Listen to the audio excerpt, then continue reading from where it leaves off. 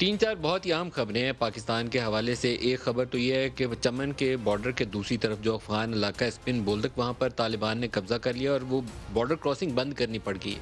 बहुत ही एक खौफनाक एक्सप्लोसिव सिचुएशन है और पाकिस्तान के जो मुंतखब अरकान हैं उनका ये काम है कि उसके ऊपर नज़र रखें कि अफ़गान सिचुएशन क्या रुख इख्तियार कर रही है। पाकिस्तान की जो फ्यूचर सिक्योरिटी है वो इस सारी सूरत हाल के साथ जुड़ी हुई है। हमें इसको नज़रअंदाज नहीं करना चाहिए, बल्कि रोज़ाना की बुनियाद के ऊपर अपडेट्स पार्लियामेंट के अंदर शेयर होने चाहिए, डिस्कशन होनी चाहिए। एक पार्लियामेंट्री कमेटी मखसूस कर दी जानी चाहिए इसी काम के लिए।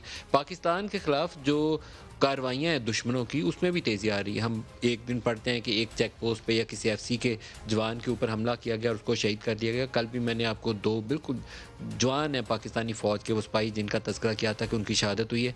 आज उससे भी अफ़सोसनाक वाक़या है, कोहिस्तान के इलाके में चाइनीज़ इंजीनियर जो दासू डैम के ऊपर काम कर रहे थे और साथ उसके पाकिस्तानी स्टाफ भी एक बस के अंदर जा रहे थे जिसमें धमाका हुआ है। रीज़न्स मैं अभी एक्सप्लेन करने से कासिर हूँ, क्योंकि खबर की रिपोर्टिंग कुछ इस तरह से हुई है कि उसकी रीज़न्स को अभी डिस्क्राइब करना मेरे लिए काफ़ी मुश्किल है। लेकिन चाइनीज़ एम्बेसी ने उसके ऊपर बाकायदा एक ऑफिशियल स्टेटमेंट अपनी वेबसाइट के ऊपर जारी किया, उसके तर्जमान ने बात की, पाकिस्तान में सेनेटर बाबर अवान ने भी शायद इसके ऊपर इजहार ख्याल किया। तो इसके ऊपर एक सिचुएशन है जो सामने आ रही है कि पाकिस्तान के दुश्मन पाकिस्तान के खिलाफ कार्रवाइयों में मुलव्वस है। 9 चाइनीज़ इंजीनियर्स एंड 3 पाकिस्तानी जो उसके साथ काम कर रहे थे, तीनों इस वाक़े की नज़र हुए। बहुत अफसोसनाक वाक़या है, क्योंकि चाइना पाकिस्तान का दोस्त मुल्क है, सी पैक प्रोजेक्ट्स के ऊपर पाकिस्तान के साथ काम कर रहा है। चाइनीज़ एम्बेसीज़ ने उसके बाद वाक़े के फ़ौरन बाद पाकिस्तानी मिलिट्री की जानिब से जो रिलीफ़ और रेस्क्यू के हवाले से कार्रवाइयाँ थी, हेलीकॉप्टर प्रोवाइड करना और मदद करना, उसको उन्होंने काबिल तारीफ़ तौर पर उसका तज़किरा किया। लेकिन इंसिडेंट ऐसा है कि तौर पर उन अनासर की निशानदेही करके उनके खिलाफ कार्रवाई करके आगे बढ़ने की ज़रूरत है। लेकिन हमारी शायद सिक्योरिटी के मामलात के ऊपर तवज्जो भी काफ़ी कम है। एक और बहुत बड़ा इंसिडेंट जो पाकिस्तान तहरीक-ए-इंसाफ के दौरे हुकूमत में एक बड़े स्कैंडल के तौर पर सामने आया है, वो है रावलपिंडी रिंग रोड का मनसूबा।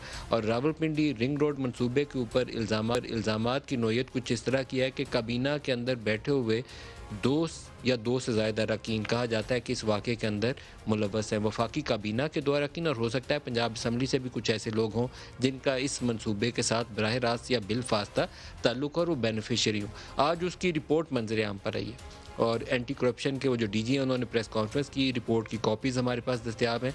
लेकिन रिपोर्ट की ये जो कॉपीज़ हम आपको दिखा भी रहे हैं स्क्रीन पे, इसकी तफसीलात भी डालेंगे, मैं कहूँगा काफ़ी हद तक ये नामुकम्मल तौर पर हमारे सामने नज़र आती है।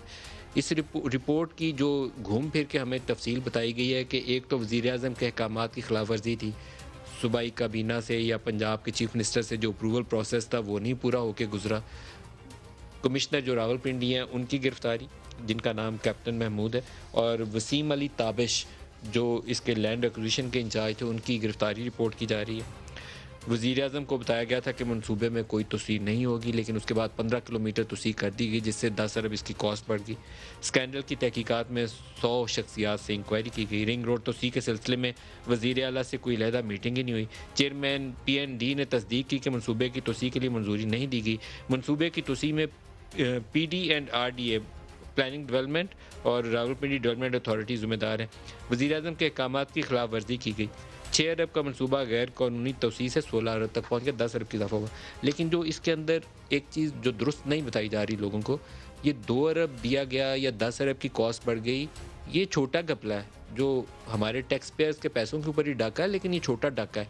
असल डाका उन हाउसिंग सोसाइटीज़ ने डाला है जिन्होंने लोगों को ज़मीनें प्लॉट बेचकर, जो उनके पास थी भी नहीं, किसी के पास 1000 कनाल थी तो उसने 30,000 कनाल बेच दी हुई है। एक सोसाइटी के मतलब मुझे एक रिटायर्ड ऑफिसर ने बताया कि कमो बेश एक सोसाइटी का 100 अरब रुपए का घापा है। 100 अरब रुपया उसने लोगों से लूटा हुआ है और वो बंदा ही अगर यहाँ मौजूद हैं तो अब तक वो बिहाइंड दी बार्स होने चाहिए या उनके नाम ईसीएल पे होने चाहिए।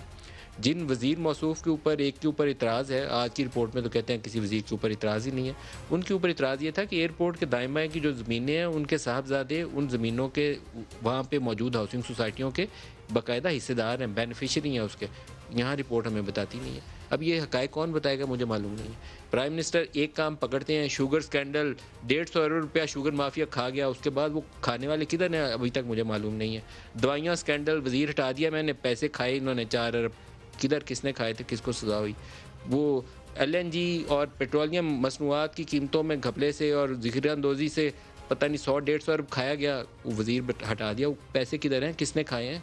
और यही सूरत हाल यहाँ पर भी है।